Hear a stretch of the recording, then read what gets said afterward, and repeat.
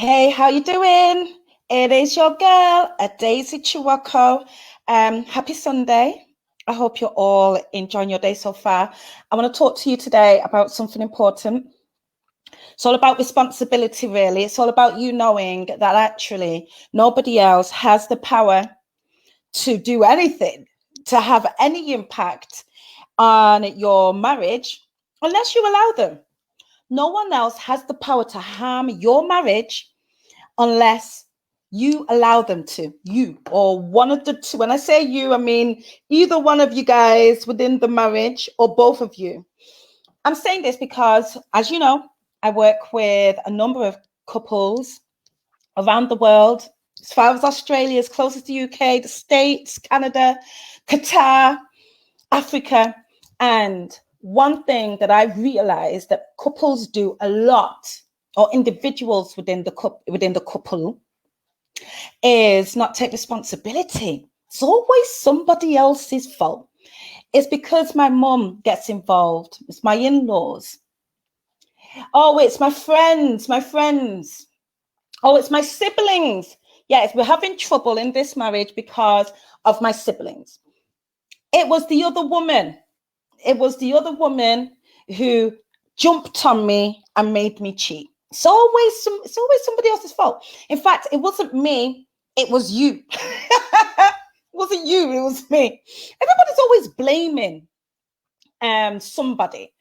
I want to say to you guys this morning, I'm telling you that if somebody else, particularly an outside person, a third party, who did not also walk down the aisle with you and made any vows, whether it's your mum, your sister, your dad, your auntie, your uncle, your friend, your boss, another person, a mistress, what do you call a male in the whole infidelity thing? I don't know. Another guy. Nobody else. They cannot get in. They cannot impact your home unless you allow them. Somebody left a gap open somewhere. Someone left the gap open somewhere. So that's what we're going to be talking about today. Hi, Pippa, who's on with us this morning. Lisa Bickerton, nice to have you here. If you haven't already, go ahead, hit the share button. Also, as you're coming on, say hello. Let me greet you this Sunday morning. The key word that you guys need to have in mind today, the key word is responsibility. It's responsibility. Right? Know that for sure the success, the protection, the wholeness of your marriage is in your hands. It's only in your hands. Okay. So I have a lot of people who will say to me, okay, we're having problems with the in-laws. It's the in-laws. My mother has too much impact in my marriage, or my father has too much impact in my marriage. Whose fault is that?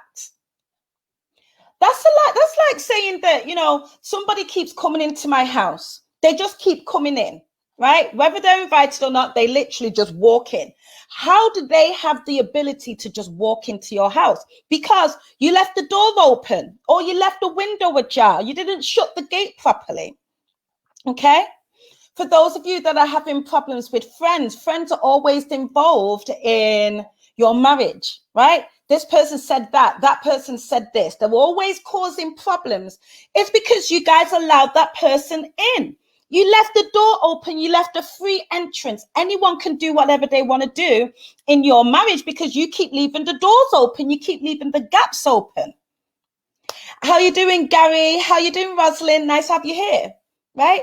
Let's talk about infidelity. Let's talk about the other woman or the other man who you want to blame, right? Even the person who has been betrayed, it's easy for you to want to blame the mistress or the other guy. It's easy for you to do that. Listen, let me help you out.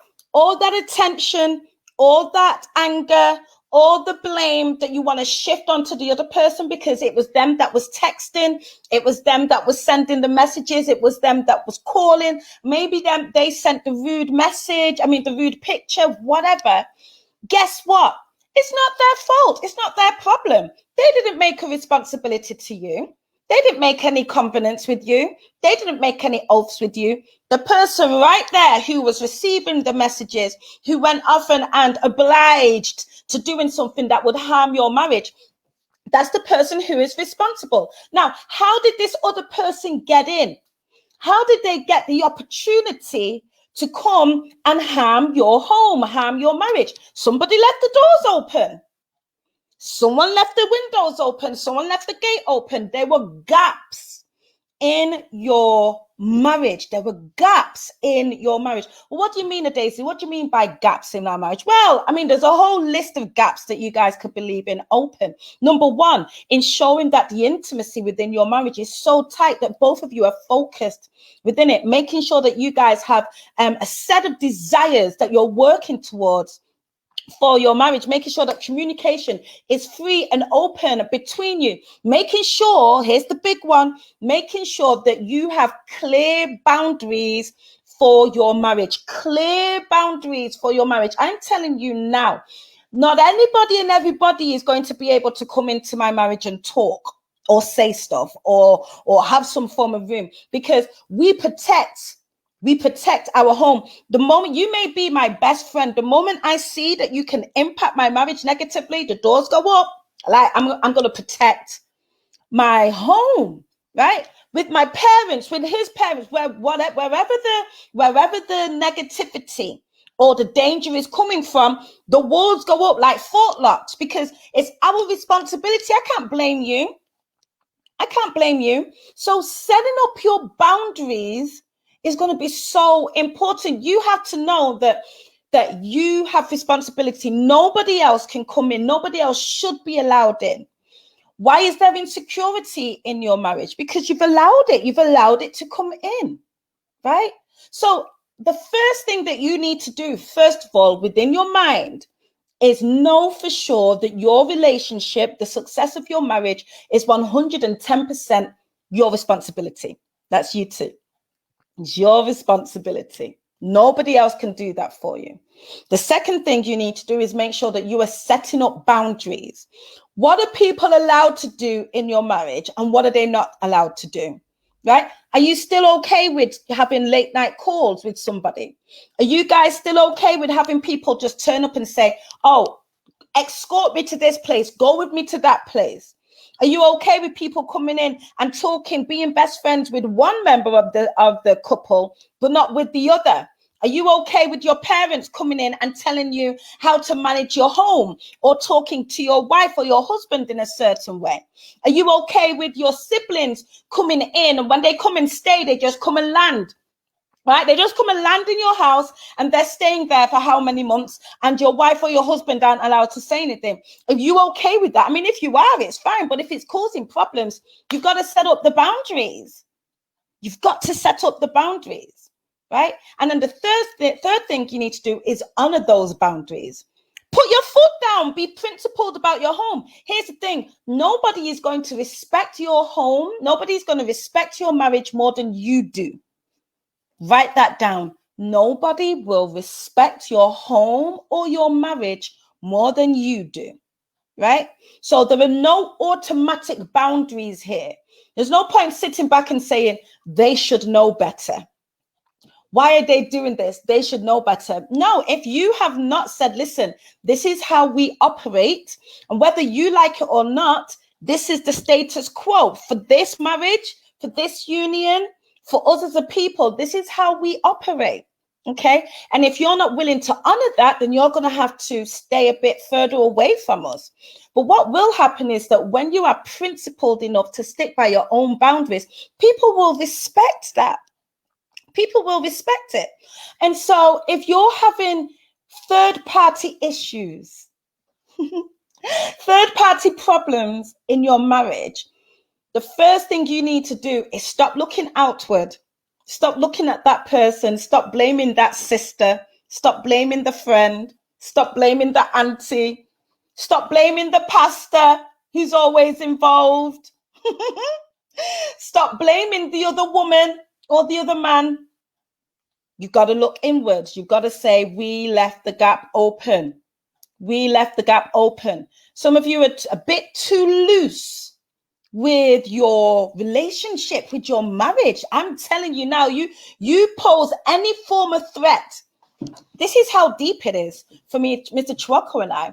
We'll both say to each other, and I've told you this before, we'll both say to each other, protect my heart, right? As we're out and about, we're aware of each other's hearts and emotions. So I will not do or say anything that will give Mr. Chiwako any reason to feel insecure. Nothing whatsoever. I don't even want another man to think that they even would have had a chance. You're not even going to feel like you could have a chance, right? That's how much I'm protecting his heart. And vice versa. Mr. Chiwako won't even let the thought go into your mind that there is a chance. Why? Because we honor this thing, we protect it. It's not later on somebody's going to say, oh, well, I got the impression. You're not even going to get an impression, right? Because if you did get the impression, I'm not even going to blame you. I'm going to blame Mr. Chiwako. I'm going to blame us, right? We're going to take responsibility and say, how can we ensure that we're protecting this thing? Because it's precious to us. And here's the thing, you will always protect the thing that is precious to you.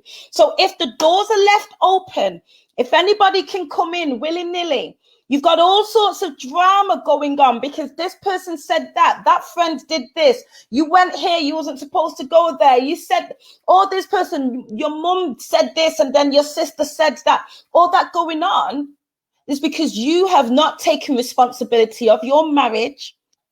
And you've not set up the boundaries. You've not honored the boundaries, so nobody else honors them either.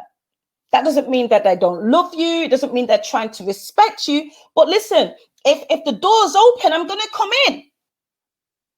If the door is open, people are going to come in. It's only when they find the doors shut and locked, windows shut, locked, gates shut, locked. You have to knock.